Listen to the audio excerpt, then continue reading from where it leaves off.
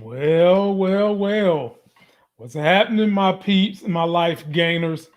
The wife will be out here in a minute. She's doing her thing to get the baby to just simmer down because the baby was excited after this damn finale. I think this was one of the best, at least the top 10 finales we've seen in the last 5 years.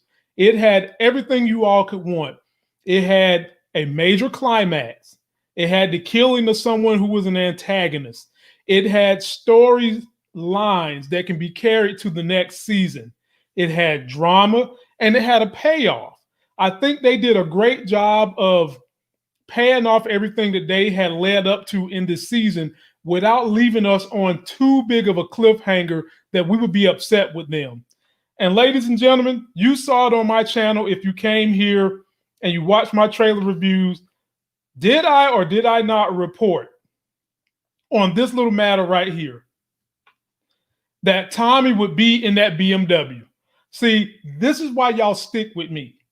Because I take these trailers, I break them down, and I show you guys the bits and pieces of evidence. And some people, ladies and gentlemen, tried to hate. They said I didn't know what I was talking about. They said my trailers are trash. They said a lot of stuff that was hating. But usually I get some things right. That was one I got right. The only thing I messed up on, I thought somehow another day was going to call Riley to the stand. I got that part wrong. But I did get right that it was revealed that she tried to drug Tariq. But the question we all want to know is, what the hell was Riley doing in the courtroom in the first place? So, ladies and gentlemen, while my wife is getting ready to come out here and join us as we break this down piece by piece, take a look at one of my favorite clips when we saw that boy, that Tommy, that Hellraiser, when he came out and said he wanted all that smoke. Your mother is dead. On everything, I'ma see her ass. Who the fuck's riding with you that got the balls to pull a strap on me? I don't need no balls, bitch. Just a piece of steel in the upper hand. Hey, you that punk ass nigga that shot up my bar last night. No offense, but that's what you get for hanging with a fucking rat. Like I give a fuck. You murk my man. I should smoke your ass on that alone. Well, ladies and gentlemen, look who decided to show up. And I know the women will kill me if I don't give you your proper respect because I'm not sure when they're going to see you again. It's my wife, Dr. Crystal Tyson. Hello. You ready to do this? Yeah, I think so. Now, y'all, I might have to mute her because she got more jokes on Professor Carrie. She's just full of damn jokes on Professor Carrie. Why don't you hate on somebody else? It's not jokes. I'm just speaking truth. See, women, this is why women have a hard time getting along in the workplace. Because you get haters like this, hating on that professor. Oh, whatever. Hating I am on not her. a hater. And we'll talk about what she was hating on as we break this down. So let's go with the first scene. First scene, we got Jackie Long, who has got to be loving his pocketbook right now. This man played Rico for all the 2 scenes for about 3 minutes and then ran away with $60,000 Power paid him. I felt like they could have kept him around because I like this character. I felt like they could have done some things with him. But Monet gets in there, shoots his ass down without the permission of Lorenzo. Now, what was your criticism of this scene right here, honey? Because you was funny in what you said. Did I have a criticism of this? You wanted to know how the hell could Monet get a gun up in there when she's supposed to be patted down. Yeah. And I had to remind you, Monet wouldn't let that man pat down her hind parts. So that's probably how she snuck the gun in there. She had on big old tall boots. She had it tucked there. She could have had it tucked in the No, boots. he checked the boots. Down in the boots? He had on some long He felt the boots. He felt the boots. Whatever. I mean, he checked her like he had on a pitcher's glove or something. Yeah. But he ain't check her hind parts because she wouldn't let him. So she always also had a sweet updo. She could have had that gun up in her ponytail or something. You trying to say that looked like a bird's nest? She could have hid it up in there somewhere. Okay. Anyway, Monet got dressed up for this kill. Did you have any beef with this particular opening scene? No. I know a lot of people were questioning whether or not Monet, I guess, had her in it to kill. And I guess we saw her do it before and she just did it again. So she's willing to get her hands dirty. Yeah. Monet has no problems with killing somebody, especially when you're talking about he is the reason why why Drew is shot. Right. Now he basically highlighted that what they did was not meant to kill anyone. He basically intimated that in their little exchange. It was just more business. Because you remember, I was asking why didn't they just run up in there and make sure everybody was dead? Right. Well, this is what happened to gangsters who don't go in a building and make sure everybody's dead. Your ass gets killed. Well, he wasn't trying to. You said he wasn't trying to kill nobody. He was Well, just that's what he said. But I don't know no gangsters that just send warning shots, because warning shots means war. Right. So that's what he get. But he thought he was protected from Lorenzo, right? Good point. Yeah. Good point. Yep. Excellent point. See, that's why they like to have you up here. When you're not picking on these in need women, these women that have needs. When you don't pick on these women that have needs, you're a good reviewer. Very, very good reviewer. Now, talk about your boy. When I picked on his gator suit last week, he was doing exactly what I said he was doing. He was hiding the body of Ramirez, who had become his number one enemy next to Tariq. Got rid of the body, not a problem. Anything that you take away from Kane getting rid of Ramirez? No, I was just looking at him dragging them heavy bricks. Initially, I was thinking, wouldn't you just put the bricks on after you had the body where you wanted it to be? He wanted the body in the water. Okay. So what is he gonna do? Jump in the water and tie the bricks? No, he can't. You put the bricks on at the very end. Then he was right by the water. He was by the creek. Okay. He was honey. See, he was doing a lot of dragging. See, I think I'm the one with the criminal mind. He was doing a lot of dragging. Crystal, he was right by the creek. They didn't show the creek. They showed the creek. The creek was right there. They showed the running water. That's why he had on the alligator suit. Okay. Dang. That's a lot of dragging. I know he's dumb, but my goodness, honey, he ain't that dumb. He ain't that dumb. Then after Monet and done kill Rico, Diana shows up because they're worried about where the hell is Ramirez. And, they sweating it, they're stressing. And Diana breaks the ice and just says, look, we just need to go and see Drew. What do you think was going through Monet's head at that moment? I mean, she's just confused, trying to figure out where her boo at. That's about it. What stood out about that scene, too, it solidifies that Diana know what she's doing. Yeah, she told Diana, make sure you get rid of the gun, right? Or the phone. Phone, yeah. Yeah, she said it was already done. She was handling her business. Yep. Diana is going to be something to be reckoned with in these upcoming seasons. Now, ladies and gentlemen, this is going to be my new favorite character because I am jumping off the Carrie bandwagon. I had her number 2. I'm going to move Lauren up to number 1 because I'm tired of y'all picking on Carrie. I'm tired of y'all picking on these women who have needs and need help. So Carrie, next season, I'm sorry, I'm rocking with Lauren. This was the last time we seen Lauren this whole season. She saw Tariq, and even though Tariq has treated her like pure tea crap, she still shows that she has a soft spot for him. She tells him that class has been canceled. They're just interviewing students, and of course he's grilling her, and he sees Everett walk in the building.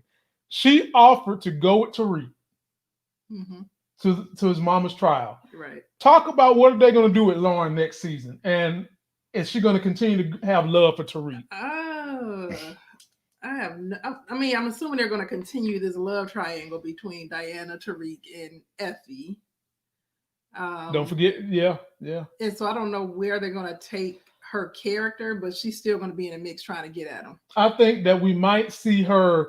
This is Angela. She's the good girl, and she's going to go bad like Rihanna. I see it happening. So? Oh, I see it coming. It's coming. Ladies and gentlemen, let me turn that off.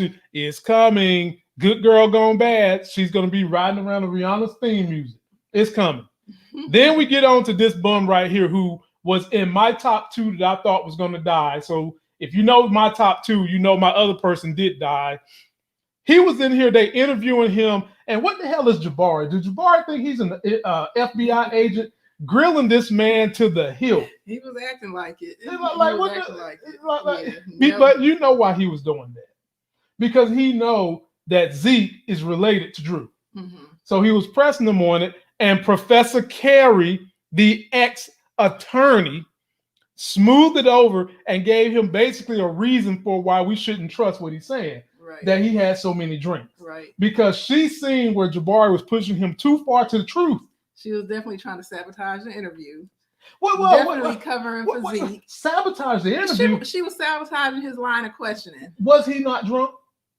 I didn't say he wasn't. Well, that's the truth. That's not a sabotage. I'm just making an observation. That's not a sabotage. So is it a bad thing? What?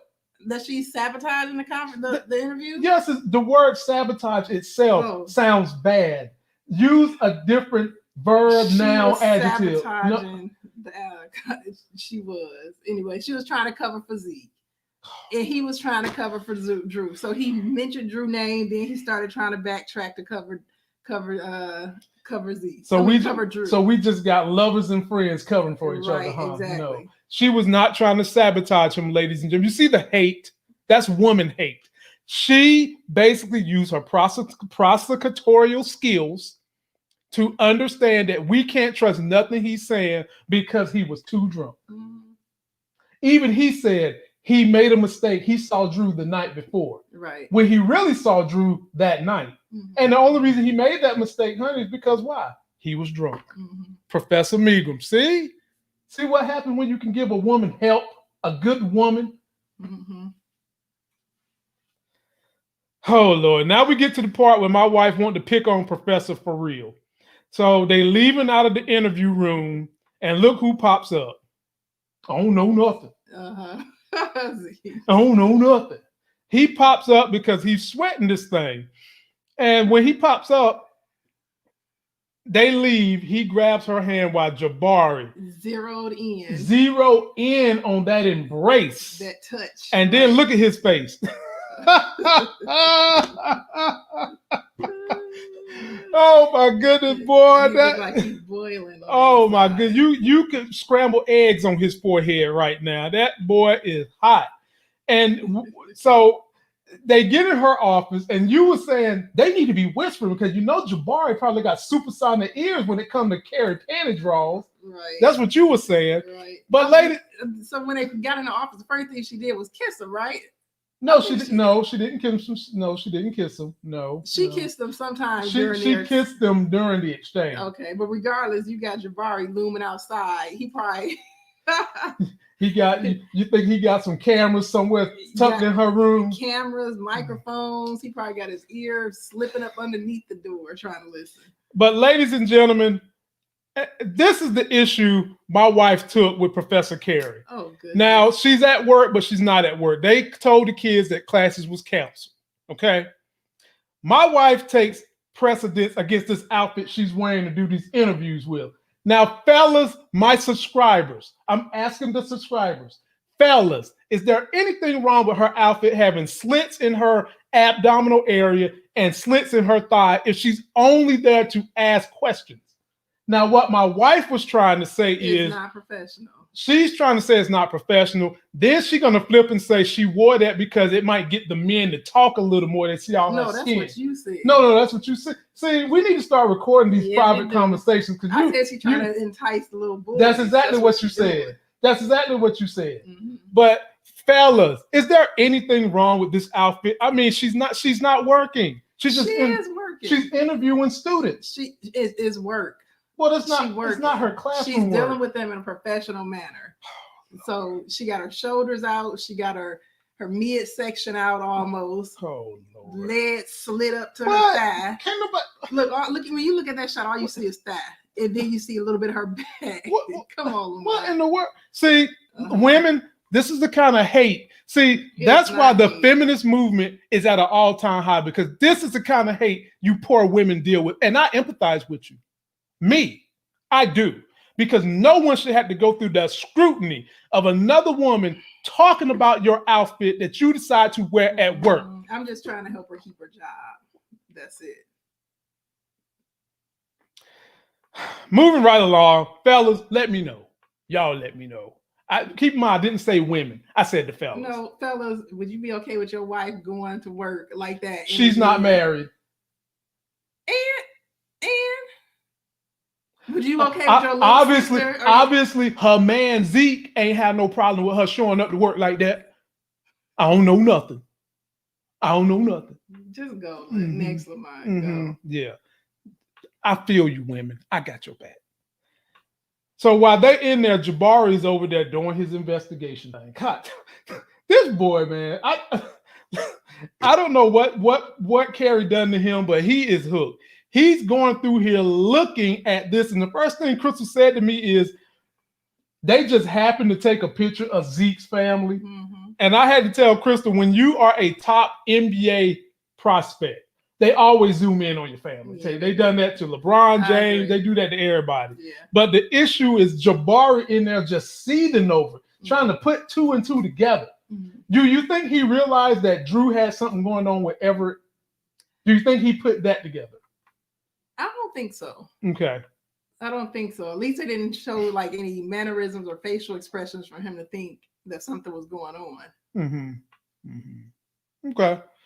Then we get on to Brother Kane sneaking into the hospital to see Drew, and he wasn't well received. Mm-hmm. And why the hell would he be? Because Drew feel like he's disrespecting the family. He is. First, Drew asked him to take care of last episode. He didn't do that. But then he go kill Ramirez. Mm-hmm. Drew's like, get the hell up out my room. Mm-hmm. Was Drew wrong? How you feel about that? I mean, I see why he upset.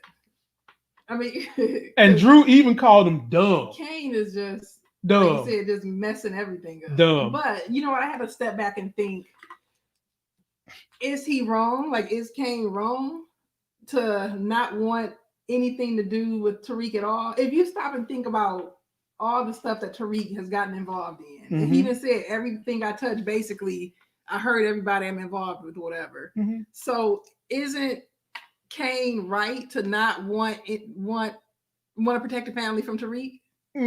Well, see, we know the history of Tariq. Kane doesn't.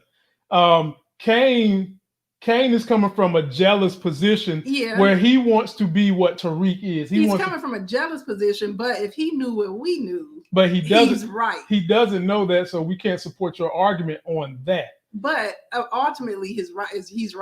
Yeah, if he knew what we know, they shouldn't be touching Tariq with a 10-foot pole. If they knew what we knew, right? But they don't, and they're starting to sprinkle on them that Tariq is really, really more dirtier than what he's led on to be. So this episode showed a couple of things. So number one, Monet realizing he killed his dad. Right. That should be a bell ringer. Mm-hmm. Tommy said he's a rat, and if you're dealing with him, there was some other things Tommy said that should be a bell ringer. He sat there and he shot Jabari right in the face, and Kane loved every bit of it, like smiling like he was Kane. Mm-hmm.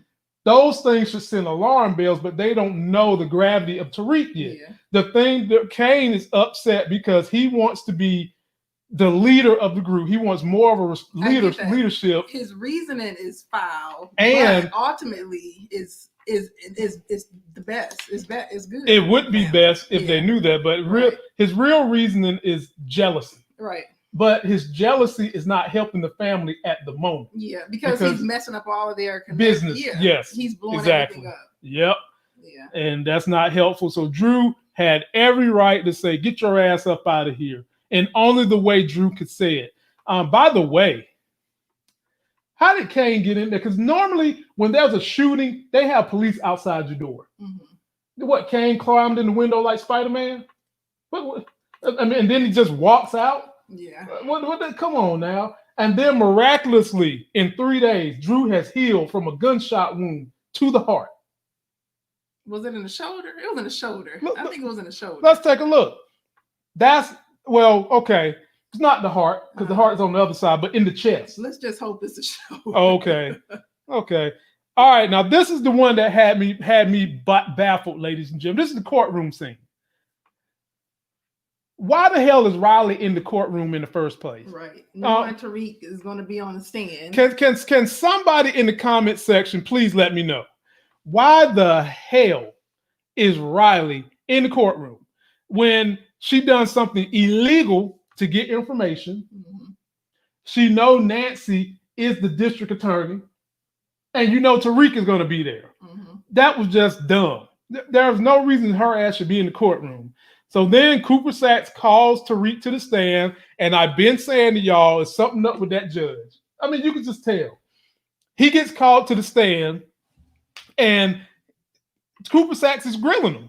And Tariq flips it on Cooper Saxe. Now, where's Tariq's lawyer? I guess Meth McClain's still his lawyer at this moment.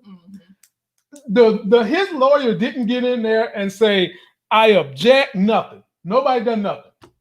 Tariq brings up the fact that he had been drugged by his niece, and that he illegally recorded him talking to his daddy's gravesite on his birthday.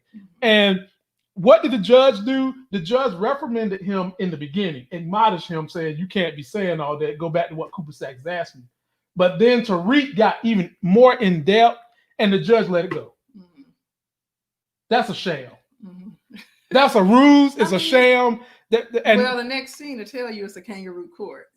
Kangaroo court. Yeah, man, I've seen courts in Australia that are way better than this. Talking about a kangaroo court, you ought to be ashamed of yourself.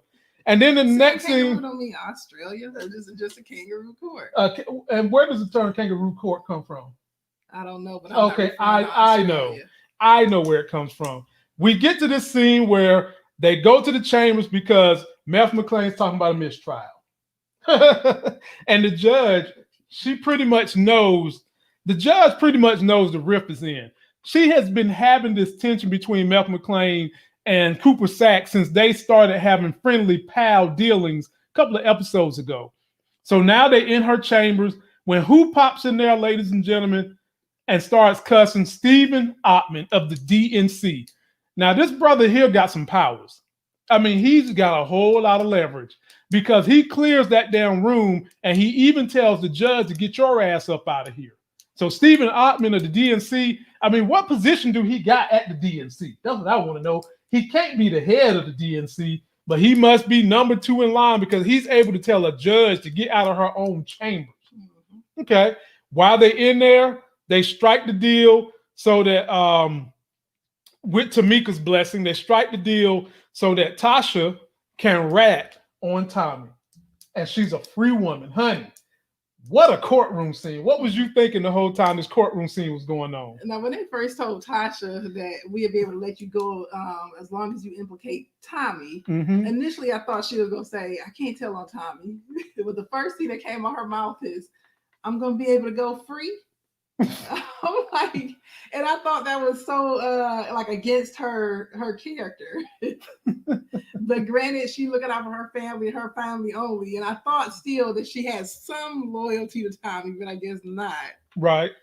Or at least loyalty to the street code and not snitching. Well, she did because she never really had an intention to snitch on Tommy. By the way, my people that's super chatting and everybody in the comments, thank you. I'm going to read those when we get to the end of this review because I'm trying to edit and show the pictures and all that. I'm not able to see the comments while we're doing this.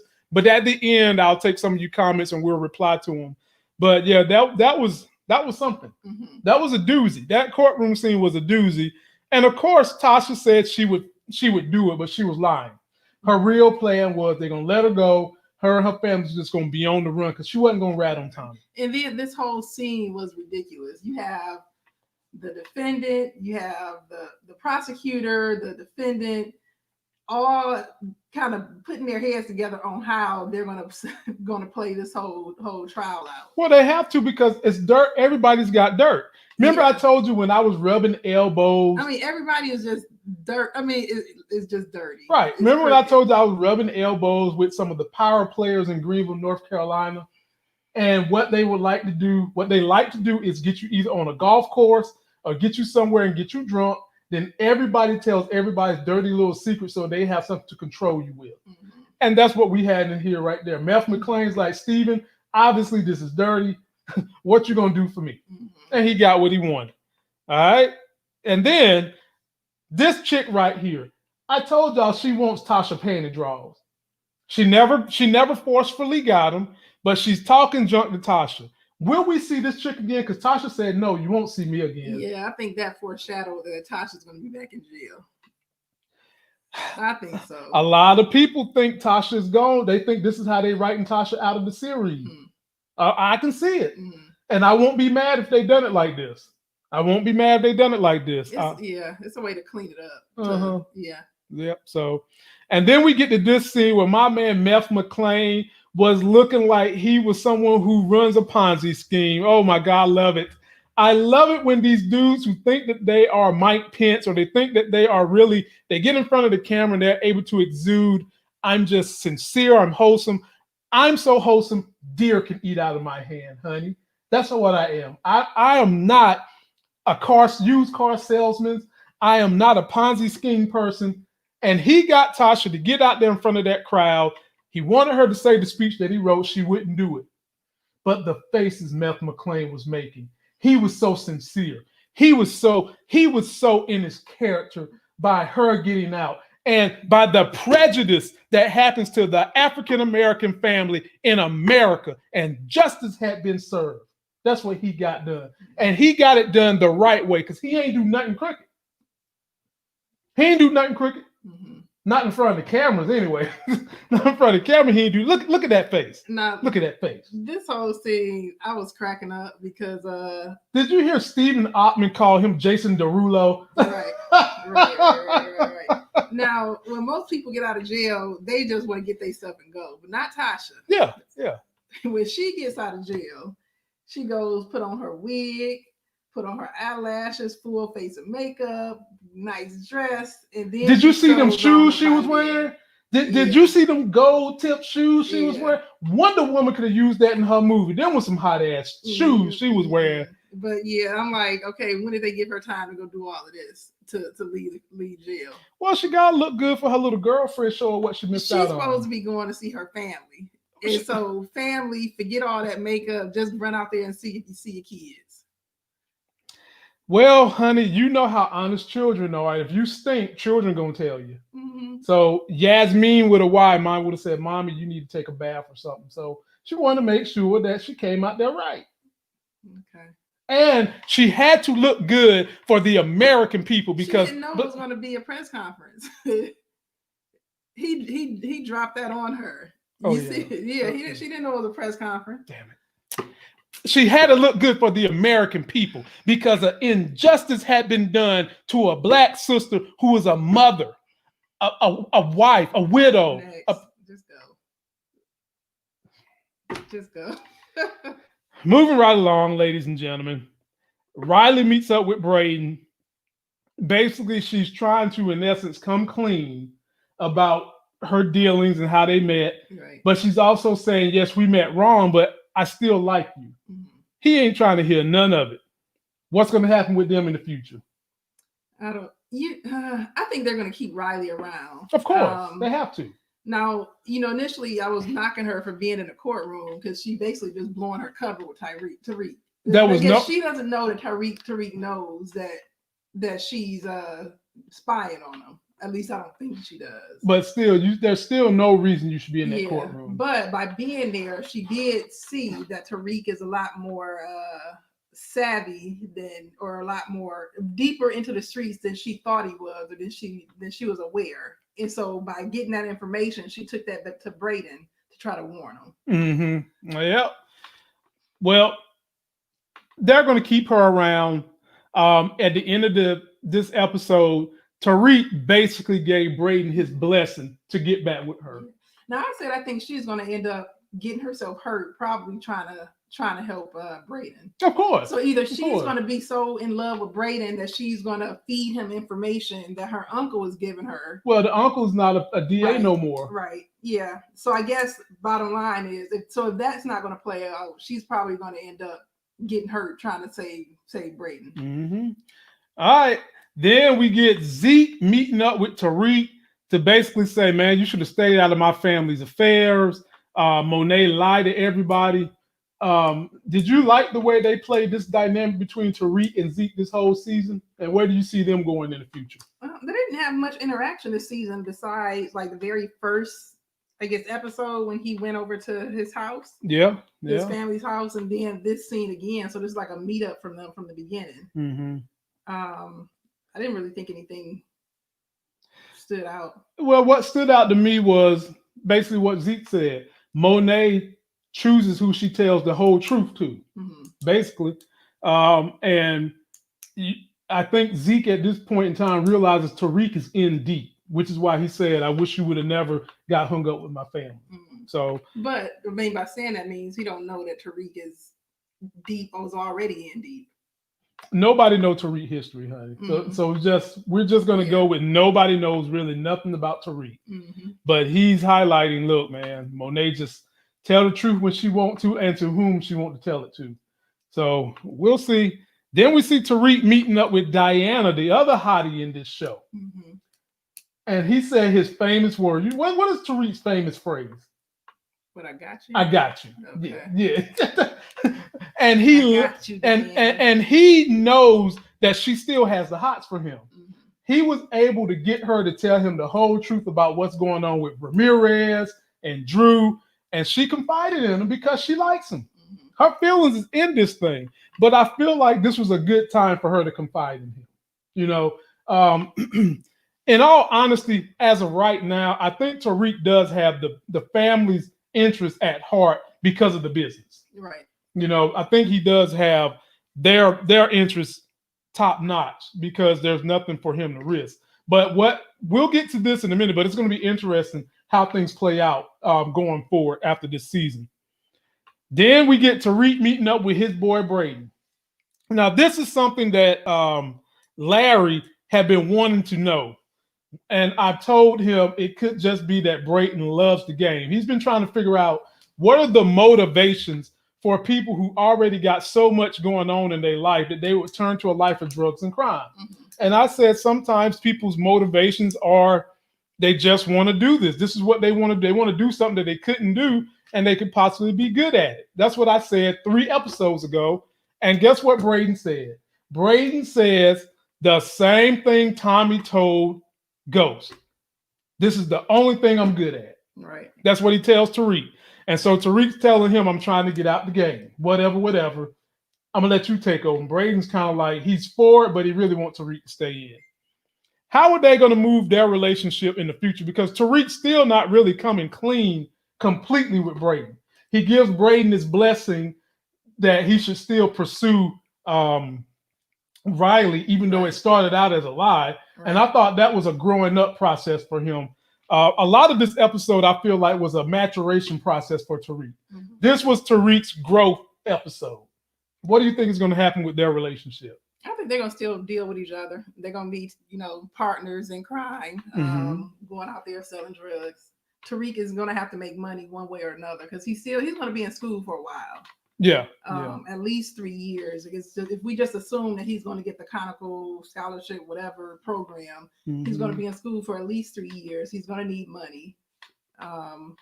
So they're going to continue to work together. Yep. Can't wait to see how that pans out. Then we got old Professor Plagiarism done called Tariq to the room. And this was stupid on his part, ladies and gentlemen. Why are you telling this man? Okay. Why are you telling this man you know all his business? You think he's doing the drug game, and you're basically threatening him by saying, look, let me write your story. I'm going to pay you, though. But if you think this man is into the type of things he's into, Jabari, Professor Plagiarism, why run your mouth? Why say anything? Does Carrie panty draws got you that twisted in the brain that you think that you can bribe and intimidate someone who's doing something that you don't know nothing about? Apparently so. This is the scene when he tries to get Tariq to say, hey, let me write this book about you and your story, and I'll break you out some of my money. And Tariq basically is like, do I have a choice? Right. He didn't say, no, you don't have a choice, but Tariq said, let me think about it. Then pops in my boy who's going to have a recurring role, Laz Alonza, Detective Santana. He's going to be around. He meets Tariq. Tariq looked at his badge and didn't have any good looks and intentions toward him. And Jabari gives his number. What did you think was going to happen, honey? What was you thinking was going to happen from this whole mishmash of him basically telling Reek, let me use your story, Reek taking his phone number? I thought Jabari was signing his death notice. I mean, because revealing your hand, basically you saying, look, you a drug dealer. I know you in the game. Yeah. I know all this stuff about you. Mm-hmm. Now you got to work with me. Yeah, right. Come on, bro. Do you not think so? You tell him this. You saying you know this dude is dangerous. He got knows dangerous connections, and you blackmail him. That's not going to end well. And Jabari don't look like he's the type that want that smoke. Mm-hmm. He don't look like the type. But I do know somebody that said they want all the smoke. So we're gonna get on to that now. Monet meets Tasha. First time we had these two bad women meeting each other. Tasha's basically saying, look, let me pay you to get my son up out this game.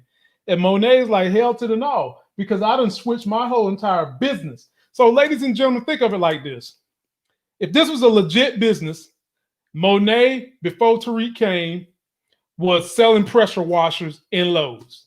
Okay? COVID comes along. She can't do that no more. So now she's doing drive-by pressure washers, and the person driving the car is Tariq via the app.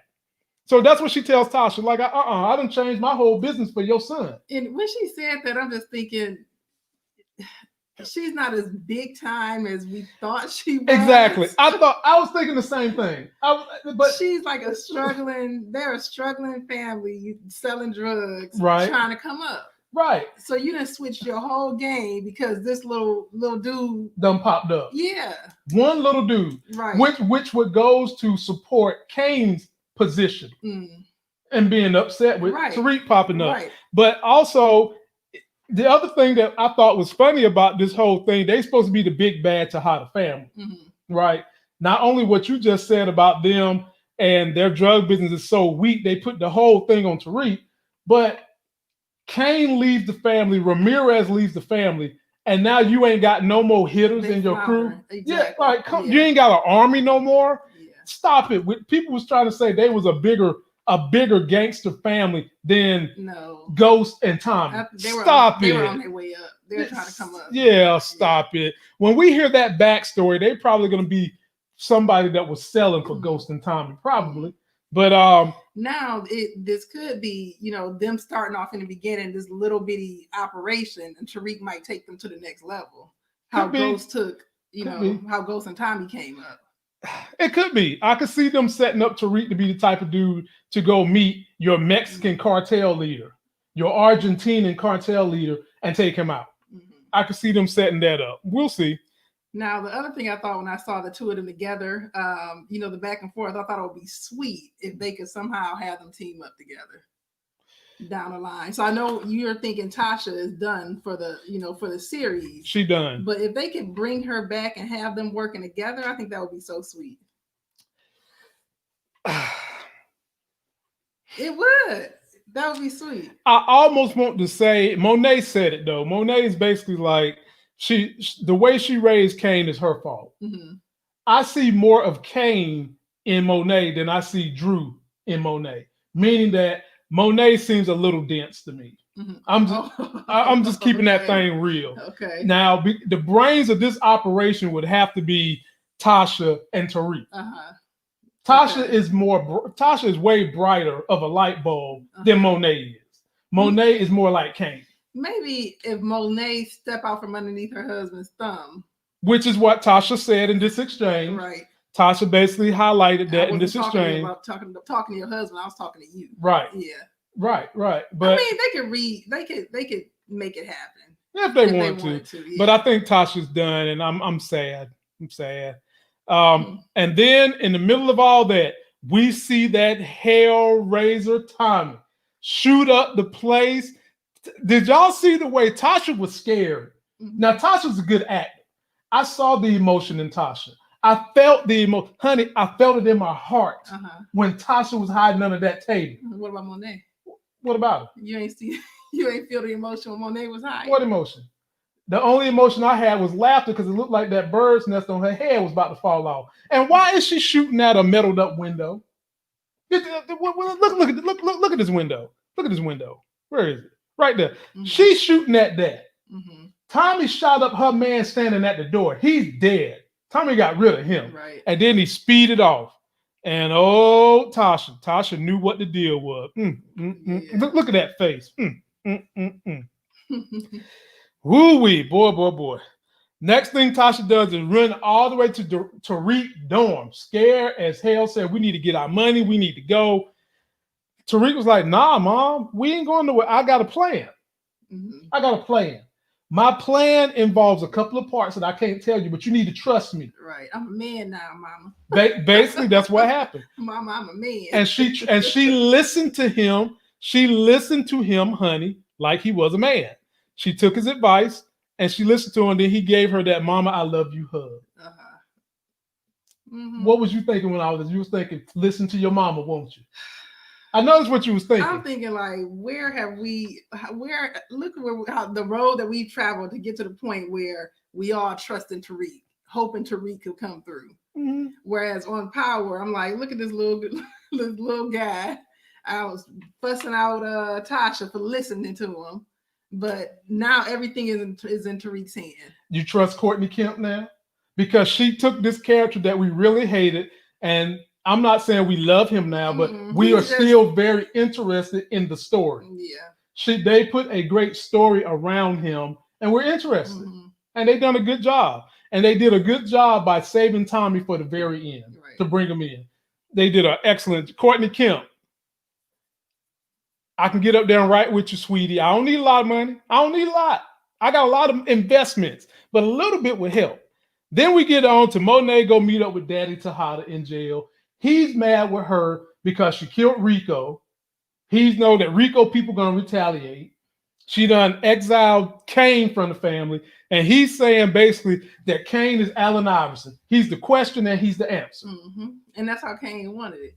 So he set it up. I think, he wants them to have to call them back. I mean, he's crippling the whole family, the whole organization. He took their corner boys. I don't think that was Ramirez. I don't think that was his motivation for those kills. The jealousy. He was just. It was just like, he was just spurred a moment, just doing stuff. He's just mad at these people. Yeah, but in the end, they're going to need him, and he wants them to call him back. Well, you don't get back in the family if you're taking out parts of the business. And they don't really have a choice now unless they partner with Tariq, I guess. Well, Tariq is already in the family. Yeah. It's just the thing that I'm wondering, though, is Monet going to be upfront with Daddy Tejada about everything that's going on with Reek? She basically almost slipped and said that her Ramirez got something going on. She did, and you saw how he reacted. I know you ain't just trying to. I know you ain't. Yeah, exactly. And she told him to go find Ramirez. He said he's gonna find him. Right. I think there's gonna be friction between Daddy Tejada and the way Tariq want to operate his business. Mm-hmm. We'll see. And then here's your favorite thing that Monet does. Whenever, ladies and gentlemen, I want y'all to see my eyes. Whenever someone is about to have some sex or some loving, Monet be cop blocking. Here's another example. How the hell she know where her son was at that she finds him when he is 2 strokes deep in a woman? She finds him. Mm-hmm. She finds him and tells this girl to get the H up out the room so she can talk to her son. And then basically she learns that her son killed Ramirez. Right. She was about to ask him back into the family. And when she found out he killed her lover, she just walked out and said, F you. She was going to listen to Lorenzo and put him back in. Mm-hmm. But, at the end of their conversation, she put 2 and 2 together that, wait a minute, we can't find Ramirez. I think Kane had something to do with it, and that's why she popped up over there. Mm-hmm. Yeah. And Kane had something to do with it, and I think that she was partly heartbroken because Ramirez done everything she asked him to do. Mm-hmm. He was a lovesick puppy. Mm-hmm. And everything she asked him to do, he did it without question. Mm-hmm. I'll never forget that time when he found Kane, brought her to the house, and she said, "Are you his damn translator?" And he shut up and walked away. Right. So now she's missing that. Plus, he took care of all the street business and stuff that they needed to. So that I think part of her heart was broken on that scene, and that was easy for her to turn her back on Kane. Again. For real this time. For real. Yeah. Now we get back to Tariq. Look who car he resting up on. Mm-hmm. Everybody in America want them a blue Mustang like that, huh? Oh, secretly, honey, you know why my Tesla Model 3 is blue?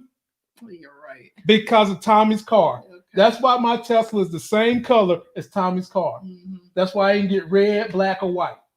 I was thinking about Tommy. Yeah, right. But anyway, Tariq is posted up on Tommy's car, And look who house Tommy coming out of. Mm-hmm. He's coming out of Cash House. Cash done put on some pandemic pounds. Look at little Cash. Yeah. Put on them pandemic pounds. Oh, little Cash. And then Tommy sees Tariq leaning on his car, and he walks over there and says, now, when they did that first, it was sweet. You know how when you in a movie theater and a good part come on and everybody start clapping and cheering? Yeah. That's how that was when they first showed Tommy. If this was a Marvel movie, when Tommy first popped out of that house, everybody would start clapping in the theater. Or if this was wrestling, this was when your favorite wrestler came down and dropped on his theme song when Tommy popped out of that room. They should have had Tommy music. Well, they did. They dropped 50 Cent Minute Men at that. No, that wasn't that scene. Mm-hmm. But they should have had a little bit more pomp and circumstance. But I mean, it was good. It was good. So Tommy rolls up on Tariq and says, "Get your skinny ass off my car, whatever. I'm coming for your mama. I'm gonna kill your mama. I promised your daddy I wasn't gonna touch you. Yeah, but I'm killing your mama." Mm-hmm. And Tariq's basically telling him, "Look, Uncle Tommy," he said, "don't call me uncle. I can get us out of this and we can all get something we can win so nobody gets hurt." And Tommy's like, "I want all that smoke." Tommy is that dude. Right. He's like, "I want all that smoke." But then Tariq gives him the elaborate scheme, and I guess Tommy gave him 2 minutes. He went with the scheme. Right. But you had to know, honey, these two don't trust each other. No. Don't trust each other. Not one bit. But here's the thing. When it comes to making a plan, I'm still interested in how are they going to do force. Because Tommy is never the one who makes an elaborate plan. It always goes to Tasha. Mm-hmm. And in this elaborate plan, it was Tariq. So who's going to be making plans for Tommy on his show? I don't know. I guess we have to see who the characters are, who they introduce. We'll see. Then for my people that like Cooper Saxe, and I told y'all they didn't have this array of hot women on this show for nothing. This was the other district attorney we seen in the very first episode, and I said to y'all, somebody gonna smash her. I said it. They let Cooper Saxe smash her. So now y'all can't pick on my man and call him Uncle Nancy and talk about he only gets some when he go pull that blow up doll out of his closet, because this was a real human who actually wanted him there. Oh, goodness. She wanted him there. But don't let nobody know. Yeah, that's what she said. Don't let nobody know. And so he 2 strokes deep into this woman, and then a text comes. These people love letting women grab their cell phones. Right beside that, she grabs his cell phone, and look what it says. Davis McClain. Mm-hmm. Tommy Egan is back, and he's trying to kill my client. Kate Egan's black BMW reported stolen. When I did my trailer review about Tommy being in the BMW, people try to say stupid stuff that they always say every season when I do these reviews. That ain't his mama's car because the license tag didn't look different. Mm. I said, dude, you know her license tag? For real? Mm. You know her license tag? What size shoes she wear? These people just be saying stupid stuff. If you are a YouTuber and you read the comments, do not let the comments deter you from your mission, because people swear they know every damn thing that they don't, and writers twist stuff on movies and TV shows to their liking anyway. So if you are a reviewer, make your reviews, put your stank on it, take all that smoke. How did you think this was going to go down with Tommy? He done took his mama's car. I wish they would have showed his mama because I love her. And he's after Tasha. I was wondering why they introduced the mama car. Initially, I didn't think Tommy would have stole the mama car, because he always, driving around in his little blue, regardless of what crime or whatever he's into, he drive around in his car. Well, you had to know it had to be some kind of elaborate plan. Mm-hmm. Tariq done put a plan in place. Yeah. So I had no doubt he wouldn't be driving his car because Tariq's plan was put in place. Mm-hmm. All right. And so the plan starts to unfold like this. Tasha gets in her SUV, her Mercedes joint. Cooper Saxe is laying in there. Is he an FBI agent or is he the district attorney? Because it said FBI. What the hell, Cooper? How many jobs this dude got? Right. I mean, we's in COVID. We're in a pandemic. He's working with the FBI, so I guess he borrowed a code or something. I've never seen a district attorney riding in the field, right, especially during a damn pandemic. Right. Never. But anyway, he's in the back of the truck. telling Tasha, look, you got to get moving before Tommy starts moving. And then next thing we know, I'm solidified. It's Tommy in Kate Egan's car. Mhm. I wonder, do she even know he stole the car? Or did he just really run up in there and steal her car? I don't see Kate letting him just roll out on her in her car like that. That's true. Well, he takes the car. He's going after Tasha. And the plan was to just lead him down a road of destruction, not really to kill Tasha. Tariq put this plan in place to get Cooper Sachs and the FBI and everybody off their back and to look like Tommy is dead. Exactly. So Tommy runs into this, whatever this is. The car blows up, kabloom, blows up twice, kabloom. Tommy slips away, kabloom. Okay. See, I say kabloom because that makes the baby laugh. And Tommy slips away. What was you thinking when you saw all this, honey? How did you feel? You know, it was just a big plan. Tariq's plan came together, basically. Mm-hmm. Well, Yeah. in part. I didn't see this coming out like that. I mean, this is like the best case scenario for all of them. Mm-hmm. Yeah. Worked out well. Smart. Tariq, like I said, Tariq is becoming a man on this particular episode. By the way, shouts out to y'all. This is the first time my channel has ever had 700 people hit the live. 700. Wow. I need all 700 of y'all to tell me what else y'all watch besides African-American based content. Marvel, Shameless. I already know that stuff y'all watch. Let me know so that me and my crew can do more reviews on that stuff. We are going to be doing reviews on Snowfall, since y'all are forcing me to do that. We're going to be doing reviews on Bumpy Johnson's show that comes back on later on in the year. And we're getting ready to do reviews on Marvel, WandaVision. That's the 15th of this month. So stick with us as we keep the content coming. And we saw this coming. We saw it coming. This is your boy, Professor Plagiarism. Now I'm going to have to find somebody else to pick on next season. He meets up with Reek to give Reek the money that he asked for. Who sees him? Kane lurking. Right. Lurking sees him with him, shoots Professor Plagiarism right in the chest. He's on the ground pleading. But the interesting thing was the exchange between Tariq and Kane. Right. Tariq was able not only to use Kane's bullheaded dumbness against him, but he also got Kane to give him the gun, and he gave Kane a chance to see how tough Reek really was, because when Kane went and stood behind the tree, he saw Reek pull the gun and finish off Jabari, and then he stood behind the tree smiling like Kane. Right. Honey, Right. is this going to be the trust that Kane need from Tariq going forward into the next seasons? Now, you know what? When I saw that smile, I had to sort through two things. One, Okay. he was smiling because, you know, he has a new level of respect for Tariq. Yep. That's one thought. Yep. The other thing is, was he smiling because now I got something to pin on Tariq? That's another thought. Okay. So he knows that Tariq killed Jabari. I'm going to use this and I'm really going to nail you. No, nah, he's not that smart. I mean, if he's blinded by jealousy, and now you see that he then killed Jabari, now I can use that to get you. Not that smart. Now I went with my initial thought was, okay, now he's looking at Tariq like, yeah, I got a lot of respect for you. I see what you can do. Mm-hmm. I want to work with you. Yeah. But But we'll see. Tariq's plan gets him back in the family, which is ultimately what he wants the most. We think it's going to get him back in the family. He's back in the family. He's back in the family. I think Tariq is going to vouch for him. He's back in the family. Forward. He's back in the family. He's back in the family. See. He is back in the family. No question. Now let's talk about this dude right here, man. Golly, you dumbass.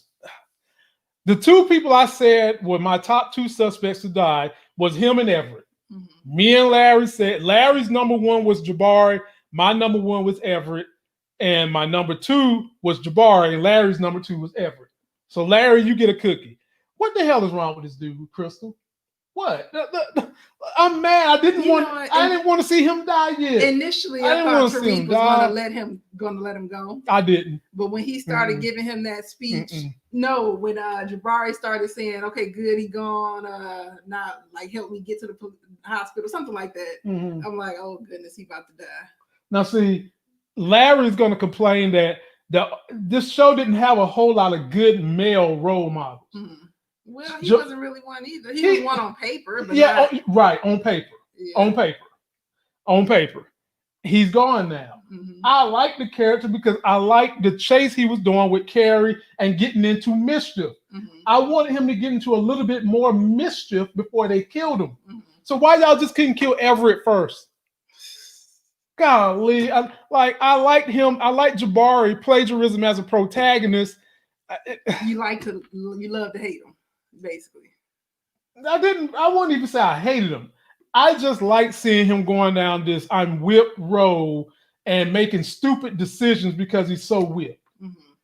And he was also making stupid decisions because he's blinded by being whipped. He can't even write his book. Writer's block is what they call it. Now, where is that going to go?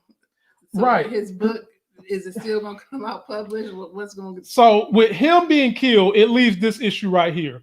He sent Carrie this message, and y'all may or may not be able to see it, but it says, "I was wrong about you, but you were right about me. I'm going to fix it. Can we talk tomorrow?"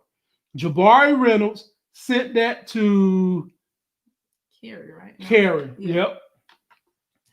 He's going to be missing next season. He's going to be dead. Now, the thing is, are they going to find his body? Because Tariq know how to get rid of a body. The person that's going to take his role as a love interest, I'm already telling y'all, is my boy Laz Alonza, Officer Santana. But now you've got to investigate what happened to Jabari. You got to still be investigating what happened to that kid that died in the pool. Laz Alonza is going to be knee deep in this stuff. And then when he finds out that he's falling for a woman who's dealing with a basketball player who's tied to a drug family.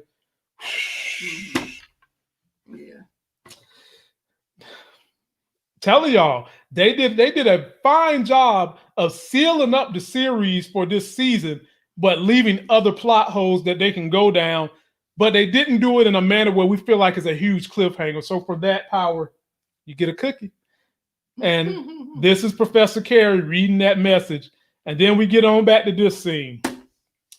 I think everybody want to know, how much money did Meth McClain offer old punk Cooper Sacks? It was enough to put a smile on his face. I mean, he probably ain't seen that many zeros since his kindergarten square dance. He offered that man a whole lot of zeros. Look at his face.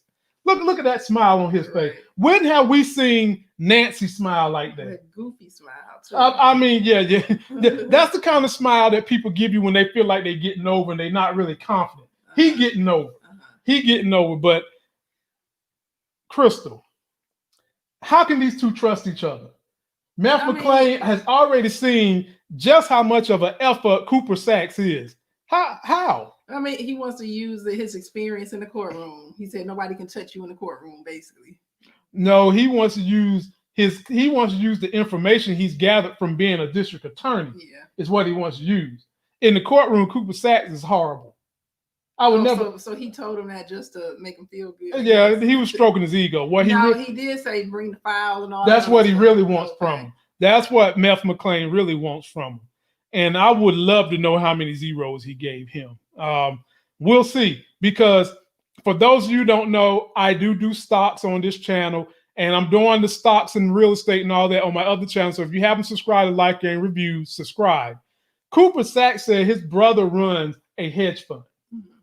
For those of you that don't know, a hedge fund is an ultra high dollar fund where you typically have to have $1 million to be invested in these funds, and they return you all these uber amounts of money. A lot of rich people in this country that are billionaires run hedge funds. Now, they did introduce his brother, and they showed him quite a bit, I thought that was just one episode. It was one episode, but I thought he had a lot of FaceTime, the brother. So he said he mentioned that he'd go work with his brother at the hedge fund. But whatever Meth McClain wrote on that paper was more money than what someone could offer Cooper Sacks in a hedge fund, his family at that. Because he's going in private practice. Crystal, hedge fund, $1 billion, a private practice probably making only millions. But, and your family run this one. But he has no respect from his family. That's his true. Family, they call him Nancy. Exactly. This way he can go play around with meth, make his money, and Yeah, I'm with that. Okay. All right. Then we get on to this conversation between Tommy and Tariq, where basically Tariq is telling Tommy, I'm going to take my family. We're going to do this. And Tommy's telling Tariq, I'm on the highway. I'm on the highway when they showing you Tommy's sitting right here, not on the highway. Right. And we find out that part of Tariq's plan, how they can identify Tommy as being incinerated in the car, is he went somewhere and had people pull out his molars. Right. So that's why he's giving you that face rubbing his cheek, because he pulled out his molars. Mm-hmm. Right. Neither one of them trusted each other. Right. And Tariq knew better, because as soon as he got off the phone with Tommy, he calls, I said it was he's either calling Monet, he's either calling 2-Bit, or he's calling Kane. Yeah, I thought he was calling 2-Bit. That's what I said. I said it's one of them three. He ain't calling Tasha. What are you gonna call Tasha for? Mm-hmm. Right. And then the very next scene, we see Tasha at the gravesite of Raina Estelle St. Patrick. And I'm like, what is she doing? What is she doing? Why is she out in the open like this, knowing Tommy is somewhere lurking? And Tommy y'all like to pull up at these grave sites. Right. He know y'all like to roll up at these grave sites. So then we see him lurking in the background. Right. Now, mind you, y'all, Tasha still ain't ratted. She never had an intention of rat. She wanted to get out and run. Mm-hmm. That's what she wanted to do. Right. So there's still a little loophole there that they didn't fix. We'll talk about that in a minute, because she hasn't ratted yet. Yeah. But Tommy still want her dead. I didn't buy her. It didn't make sense for her to just go on a run anyway, because I was thinking how are they going to get money? I didn't think she was going to be sacrificing the money that goes left for Tariq. And yeah, exactly. That's their livelihood moving forward. Right. So that piece didn't fit for me, but okay.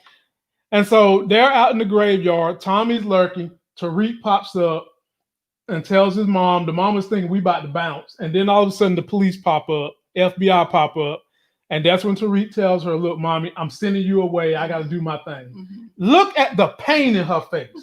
Cutto, be more careful. You know what I'm saying? Right. The best person who could act, they kept their ass in jail. Cutto, be more careful. That Tasha. Well, I mean, she was waiting Tasha to go the distance, because she been in jail the whole season. Though this is her big moment. Boy, right? And she is sad that Tariq is sacrificing. He loves his mom. He's sending her away. Mm-hmm. Yaz is with the grandma taken care of, so he's sending the mama away by herself. Mm-hmm. She ain't gonna have no connection with the family. All right. The next thing we see is that old Hellraiser grabbing Tariq, mad as hell. Mm-hmm. Because they basically realized they double-crossed each other. And then, ladies and gentlemen, we get to probably the most significant part of this whole entire last final exchange. Take a look at what went down between Tommy and Tariq, and probably the most significant line that was said in this whole episode. You see this bullshit right here? This shit exactly like him. Just like Ghost. If I ever see you again, maybe by then I'll be worthy of his name, right? We ain't never gonna see each other again.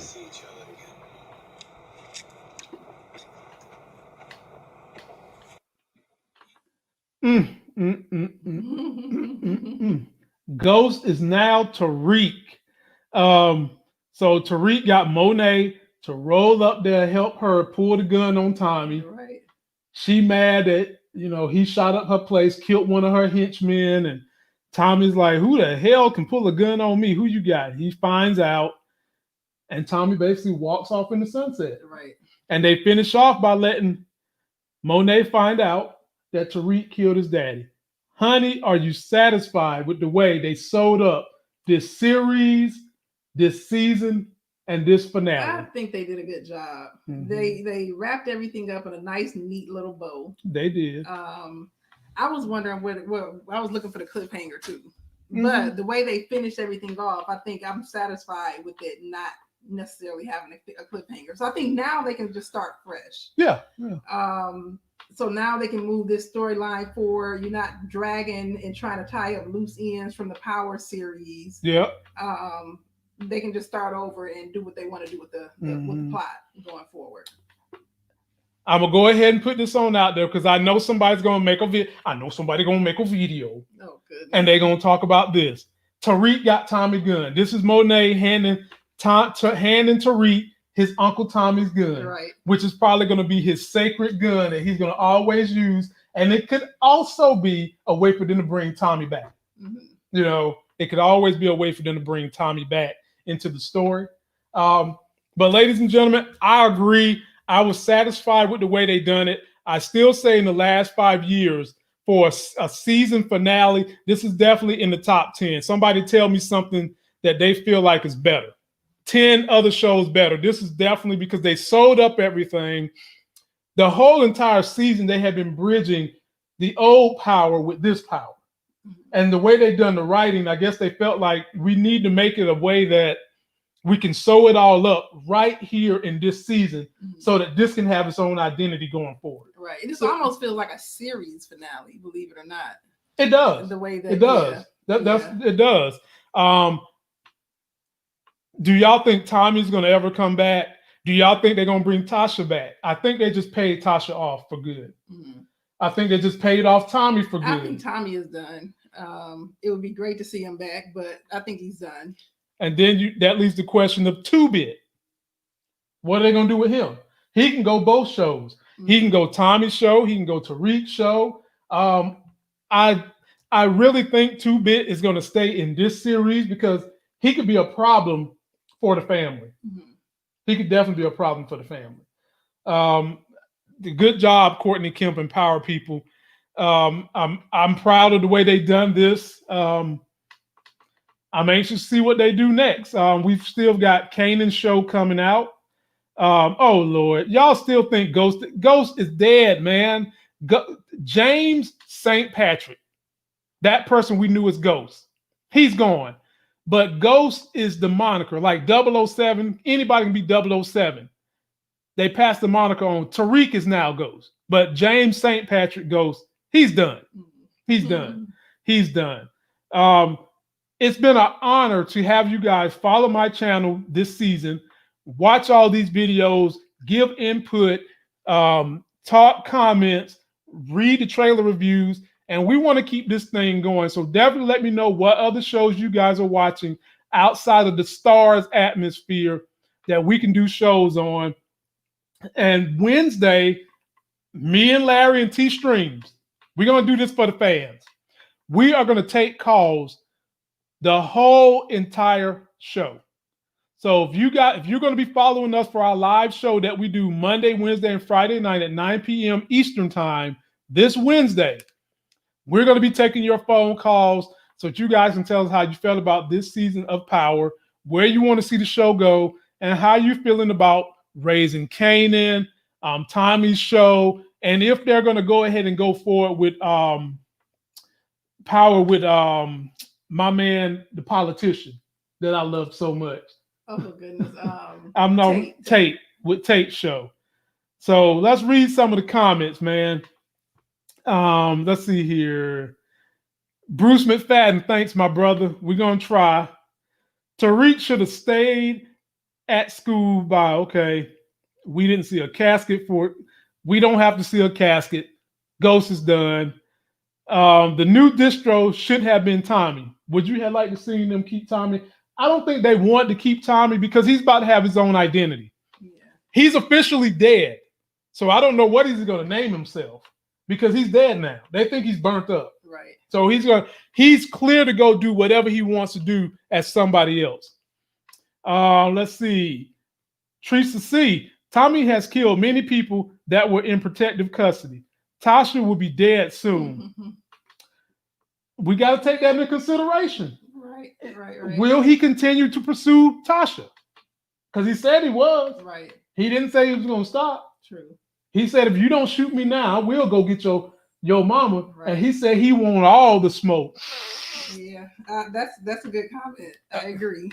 But where are they going to play that out on this series, or are they going to play that on his series? Yeah, yeah. They could definitely do that. Let's see here. What else we got going on?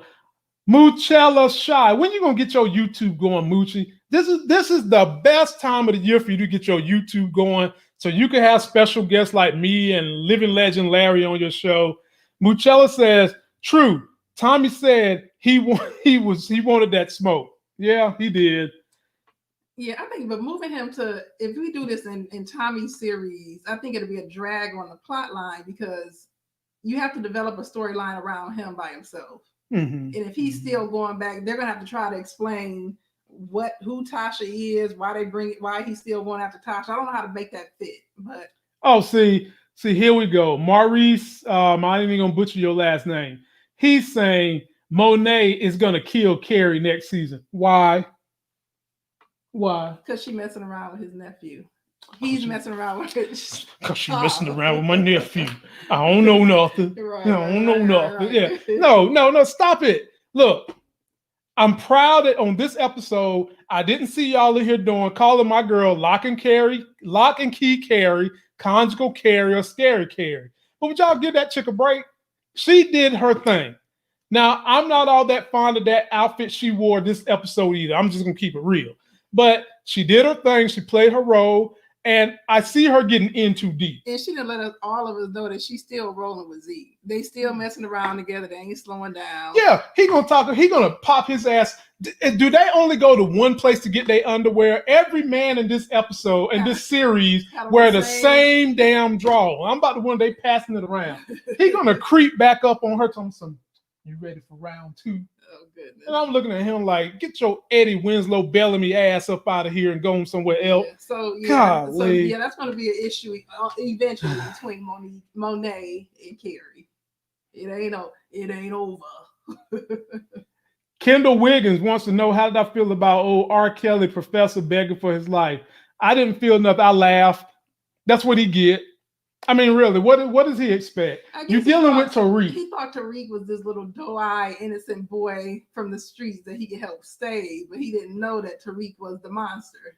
Oh, man, we got another super chat from my folk, Jamel the King. And now that I'm done having to do all the editing and all that, let me give you something to laugh at, because I usually pay my people who super chat me something funny. So I'm going to give this to you. It's one of Larry's favorites. Not deserve this type of care, though. What's she gonna do that look? I love the same. She trying to stir it up. Balls deep on y'all. I'm not sure we can let go. We already all that cheese. Carrie, just Uber Eats me. She gonna cross her legs like it's on the motherboard at church. Girl, that shit ain't innocent. You done raped the whole church. Milk. And then the turkey come out looking like a Doritos Locos taco.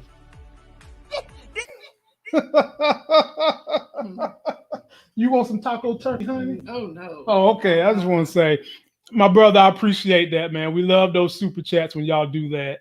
Hey, Lamont, I love watching y'all channel, bro. I'm a big fan. Thank you, Anthony. But y'all, please let me know what else y'all watch that's not on Stars. That's important. We are going to be doing the Marvel stuff. So when we drop those Marvel reviews and all that, please follow us for that too. But also be leaving me comments. Follow me on Instagram. Links in the video description. And for all of you that have been following me for my consumer advice, my stock picking advice, my real estate advice, I'm going to be moving all that material over to the Life Gains Reviews channel. That's going to be strictly for helping you guys make those life gains in your finances. This is going to be the channel for all the other stuff. TV reviews, movie reviews, current events, that whole thing.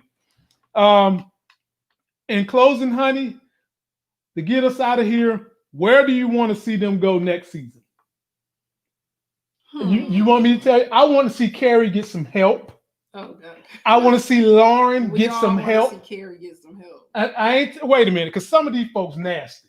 Oh, okay. We ain't talking about no more help from penises. Like, I don't want to see Officer Santana, even though I love him. I don't want to see him help Carrie out of her underwear.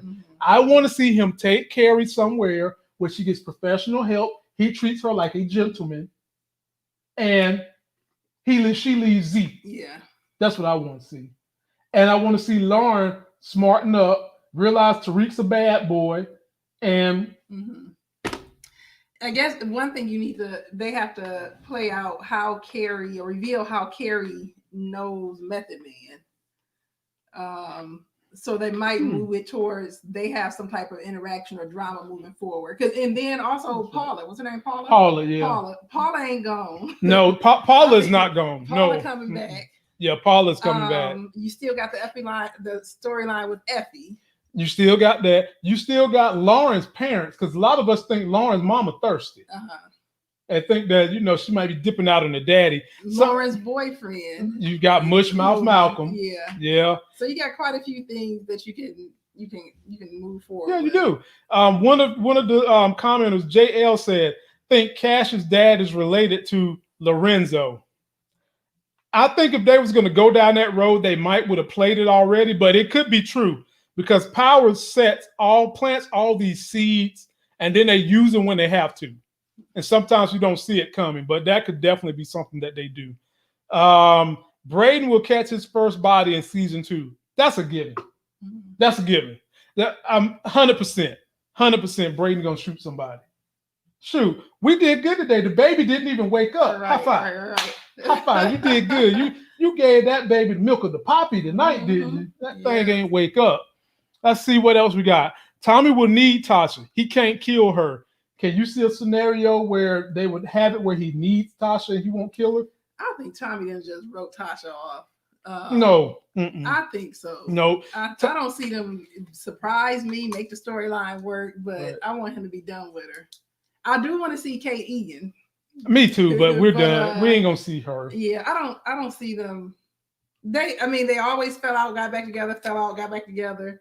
But I think Tommy is just so hurt over Ghost that he probably just so disgusted and done with all of them. Yeah, and Kate Egan played the hell out her role.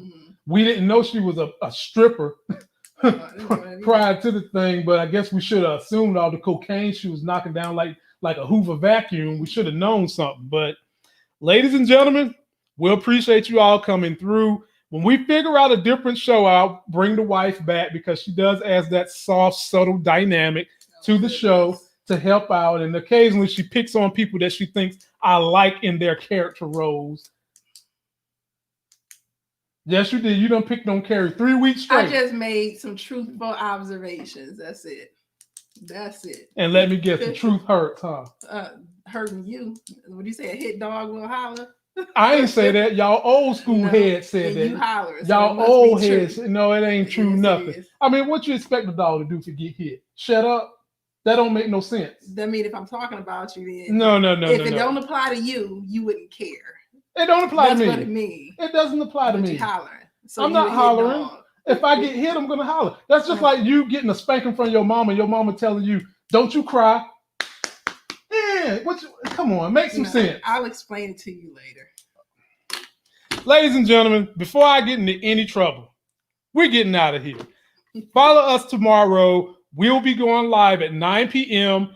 I might drop a video tomorrow on my stock investing channel, the Life Game Reviews channel. I want you guys to do very, very well in making those life gains in your finances. And like I said, we'll be up here live tomorrow night. Hit me on the gram. Let me know what shows you're watching. You can always DM me on the gram with your shows, your stock tips, and anything else we cover. Any closing words you want to say to the people, honey? No, this has been fun. And hopefully we can find another TV show to do. WandaVision, baby. We'll see. Yeah, everybody don't do Marvel. Yeah, we'll see. But I know you would love to get up here and do Queen Sugar. I love Queen Sugar. Queen Sugar. Yeah. The Bumpy Johnson show, that was a damn good show. We're going to try to catch up on Snowfall since y'all been biting my head off about Snowfall. We got that. Hightown is coming back on. That was fun. Right. P-Valley and the Pink is coming back on. Right. And then we got Raising Canaan. So I guess we got a little and bit. The Shy is coming back on. Okay. Yeah.